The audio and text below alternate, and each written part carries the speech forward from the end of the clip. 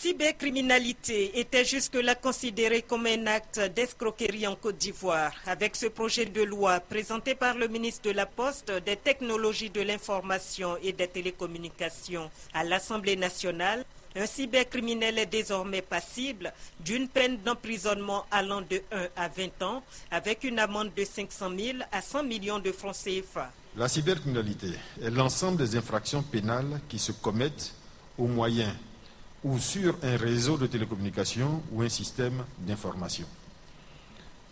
En ce sens, le présent projet de loi concerne toutes les infractions relatives à la cybercriminalité, ainsi que toutes les infractions pénales dont la constatation requiert la collecte d'une preuve électronique. Son adoption permettra à la Côte d'Ivoire de se doter d'un instrument juridique adéquat de lutte contre la cybercriminalité dans l'intérêt des utilisateurs de TIC, des entreprises et des pouvoirs publics. Bruno Koné ajoute que le gouvernement va par ailleurs renforcer la sensibilisation des utilisateurs des TIC, notamment les jeunes.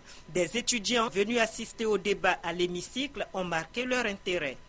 Nous avons été longuement sensibilisés sur ce fléau et nous avons pu le constater avec les faits. Les lois ou les articles en tout cas qui ont été examinés sont essentiels parce qu'ils visent à protéger vraiment le jeune contre les menaces des cybercriminels. Le deuxième projet de loi adopté par la Commission des affaires institutionnelles et juridiques porte sur la protection des données à caractère personnel. Ces données font référence, entre autres, au nom, au numéro de téléphone ou de carte bancaire.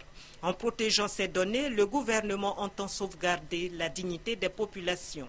Si la Côte d'Ivoire se dote de ces deux textes de loi, elle sera au diapason des autres pays de la CEDEAO et de l'Union européenne engagés depuis des années dans la lutte contre la cybercriminalité.